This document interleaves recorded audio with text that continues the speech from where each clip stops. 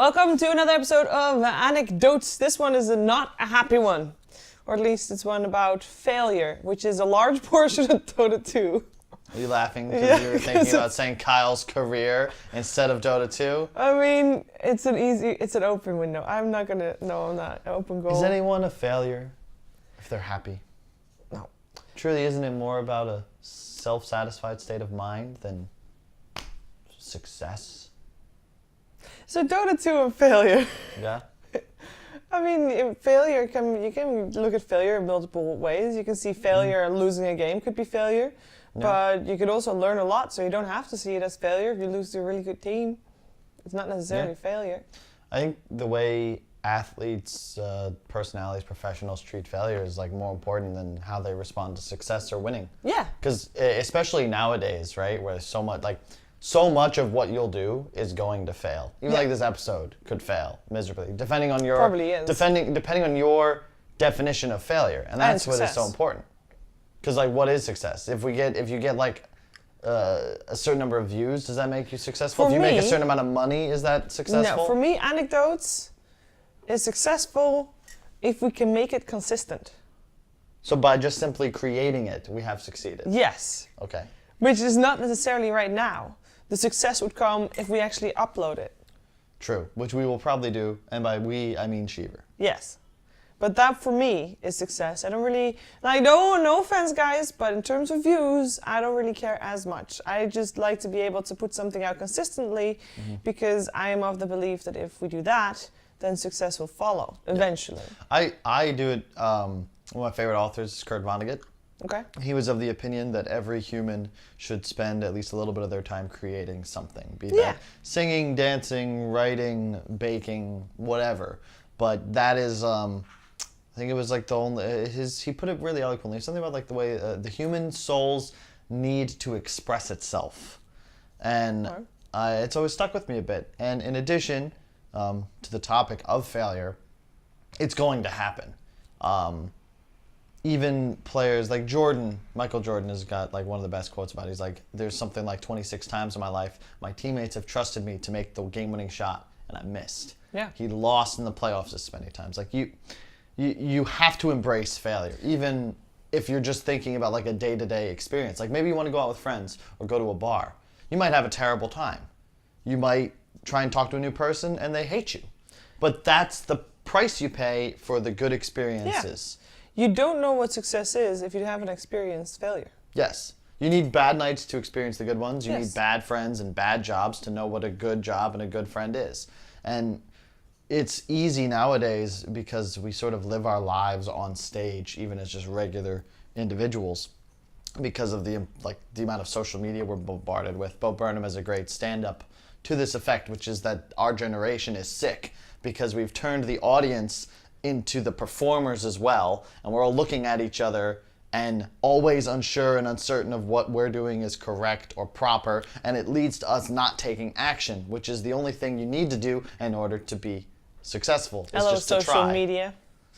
That leads us back to Dota 2, because there's a lot of success and failure in Dota 2. Yes, definitely. Well, there's a lot of failure and a little bit of success in Dota 2. If you look at teams, there's only one team that wins TI every year. That's not a lot of players in the grand scheme of things, and there's a lot of them that try every single time, every single year. Yeah, I agree.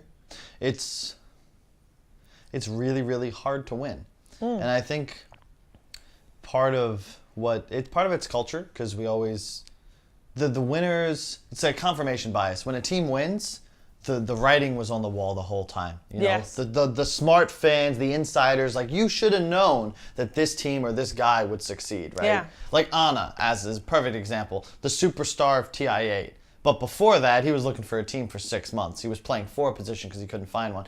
Everyone thought he was bad. Same way everyone thought No-Tail was bad. But then they win, and it's like, oh, see? Ha, idiots. I knew it. And truthfully, like, OG deserves their TI win, but in other ways, you know, they did get lucky.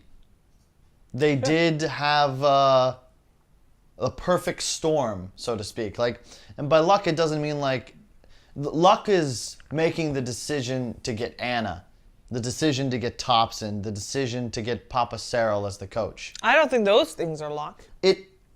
That they were available might have been luck. Luck is the wrong way. How do I It's put just the this? stars aligned at the exactly right time. Yeah. They were available. You know, if there's a lot of people out there who normally when they grow up, they have this one person that's like, well, if we are single at the same time, we're going to be in a relationship. But normally then they never are in a relationship at the same time and, you know, they grow apart. But this is like that, but then at some point they're both single at the same time and they have a relationship and it works out. It's fortuitous, I guess I'll say. It wasn't... you know what it is? It's not luck as much as it's like it's catching a break. Think about how hard No Tail specifically has been grinding. Like since Fnatic in Han, we're talking 2010, 2011. This guy has been on the horse. I'm a pro gamer. I'm going to be the best. And that effort is what you don't see. It's easy to say like, oh yeah, they You see the last year. And then it stops. Yeah. You see it from the previous TI onwards. Exactly. But it's been years and years in the making. Kuro has a great philosophy about effectively, it's written, right? There's going to be a tournament. My team might win. My team might lose. I can't really impact that as much as that I will work hard. I will draft my best. I will do my best. I will play my best. But I might win. I might lose. And I think that that's the right attitude, not just for competitive sports, but for life. Because that's what it is. You might bust your ass. You might be the greatest person that's ever existed. But it doesn't matter. Look at Van Gogh as a perfect example. He committed suicide as a failure. And after his death, he's become one of the most popular painters of all time. One of the most well-renowned figureheads in the art world. But you know what? He'll never know. And in a lot of ways, you know, maybe OG goes a different direction, and we never know that No Tail was really the glue that's held together 3 different generations now of Dota dynasties. Successful generations as well. Because even though they didn't win TI, it was not a failure. It was a success. Yeah. And I think also, I mean, we can look at their success, and that's great. But for a long time, for them, they weren't having any success. From the outside perspective, you can see that as a success, but I think as a player perspective, you always want more. You were not satisfied until you win that TI. And how do you deal with that amount of failure? Because it's a lot of failure. Yeah. It's about how you frame it. If you, like, there's a line over there like, it's like, you're only a failure if you quit. And quit doesn't just mean, like, I quit playing pro Dota. Yes. But I didn't see that as I made that decision because I wanted to do something else. Yes. And your version of success, your definition of success changed. Yeah. It's to the point like I really desperately wanted to win 2 TIs. That was my goal for like 4 years.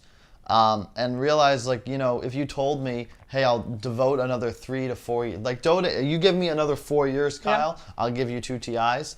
I'm not even sure I'd want to do that. I don't know if it's worth it to me anymore because of the intense dedication and just work, like all consuming. It's difficult to have relationships with a significant other, with your parents, with friends. Your whole life is traveling. You effectively are part of a 6-man cult.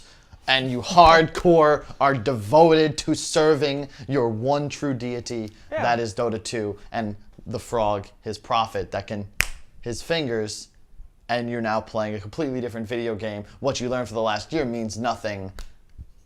Go be the best again. Your perspective has shifted. Your priorities have shifted. Yeah.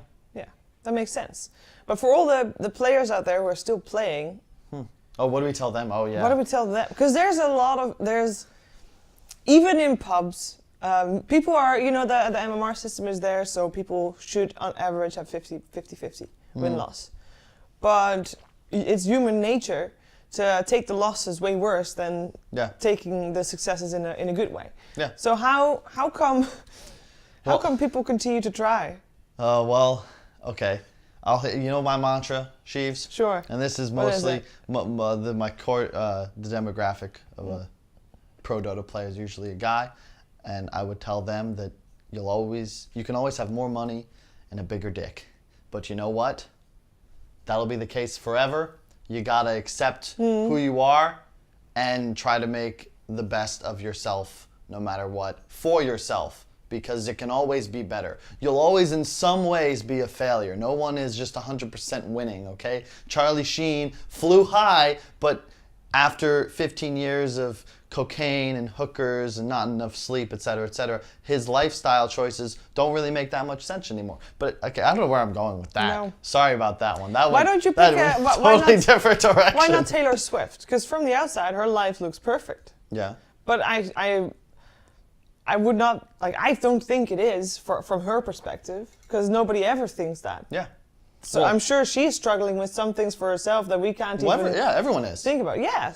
And that goes into like a whole other conversation about like just mental health in general, failure in general, as things that should be acceptable to not just own but to talk about. Like everyone fails, everyone has some sort of heartache or just there's what was the line? It was in a book I just read. It was something about how you could go up, you could start a conversation with anyone, be it a stranger, close friend, whatever, and in the middle of it, just stop and say, oh, it's from The Pale King by David Foster Wallace, actually, and say, hey, wait, excuse me, is something wrong that you'd like to talk about? And his theory was that everyone would be able to respond, why, yeah, how did you know? Like, because everybody has a struggle somewhere. Exactly. Be that big or small. That makes sense. And if we translate that into Dota 2, once again. If you try to play Dota 2 professionally, you're going to fail, you're going to lose, and you have to accept it. I feel like learn. I feel like that is one of the things that when you're like, I can't look at team dynamics because I'm not close enough to a team to be there when they lose. Yeah.